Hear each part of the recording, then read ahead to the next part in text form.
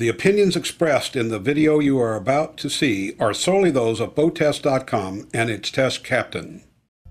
Hi, Captain Steve from BoatTest.com, and today we'll be doing a full test and performance review on what some consider to be the ideal cruising couple's boat, the Swift 44. The Swift 44 was designed as a replacement for the popular 42 while continuing to provide a symbol of escapism and comfort that stays true to the Swift lineup. Let's see how they've done as we first take a look at the operational layout. Let's start with the big picture. The Swift 44 has a length overall of 45 feet 6 inches, a beam of 13 feet 11 inches, and a draft of only 3 feet 5 inches. With an empty weight of just over 24,000 pounds, full fuel and 3 persons on board, we had a test weight of 26,752 pounds. Boarding is via either a walk-through from the swim platform or a door in the starboard bulwarks. The 44 has an asymmetrical layout with the starboard side deck a bit wider than the port. Teak decking is optional. A door blocks the weather on the starboard side, and it's also on this side that we find the bulwarks door and fuel fills under a step to the bow. At the bow we have rails that are 29.5 inches high and 1.5 inches thick. The teak cap rail and pulpit are the only wood in sight, which makes for low maintenance. The Lumar windlass is standard but only controllable from either helm. I'd like to see foot controls or a handheld remote at the bow. Take a look at these 16-inch cleats and the chafing strips just outside. With the salon table and carpet removed, you have access to the engine compartment. I found this compartment to be roomy enough for daily engine checks and light maintenance, but it could use a few more lights. All components are easily identified with clean wire runs, and all hoses are properly double clamped. There's lots of sound protection, which is why I only measured 79 decibels in the salon at full speed.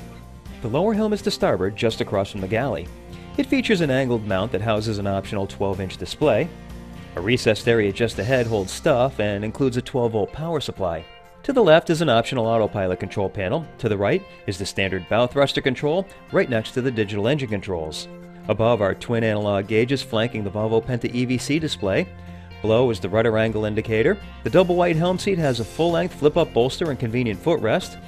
There's an overhead grab handle, and the side door allows for great visibility and ventilation.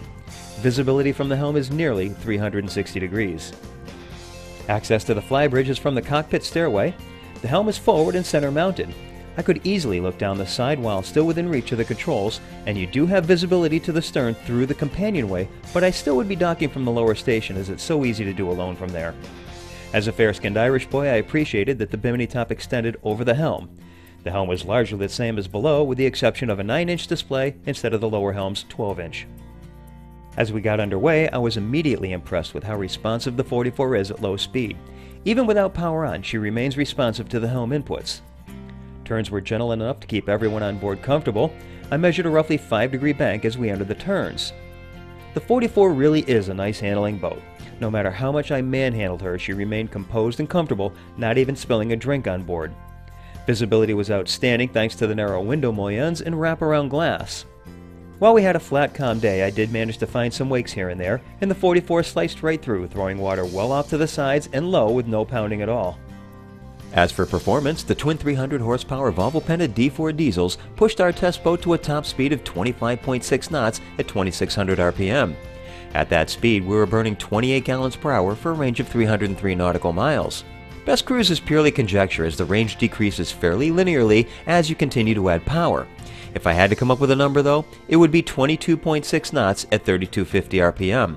At that speed, the fuel burn is 22.5 gallons per hour, which translates into exactly 1 nautical mile per gallon. That makes a great number for determining your endurance on any fuel remaining, and all calculations can be done in your head. Just be sure to subtract 10% of your remaining fuel as a safety margin before determining how far you can go. The 44 had a respectable time to plane of only 6.3 seconds, and we reached 20 miles per hour in 8.5 seconds.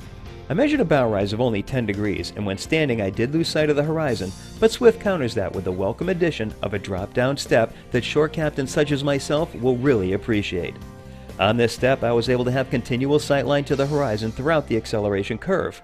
Once on plane, the 44 settles into a roughly 5-degree bow-high attitude. As far as docking goes, you'll really like that you can see the whole side of the boat out the side door, and aft you can see both sides of the stern, all while keeping your hand on the controls. Better is seen here where I centered the helm and used the separate engines to steer as I backed. That gave complete controllability and accuracy with no need for the bow thruster until I went to lay up. Once against the dock, I simply stepped out the side door and tied her up single-handed.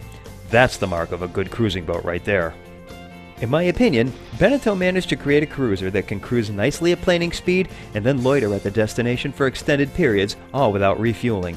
And it's all wrapped up in a cost-effective package that is easily managed by a single operator, if not a cruising couple. And that's our full test and performance review of the Swift 44. For BoatTest.com, I'm Captain Steve. We'll see you on the water.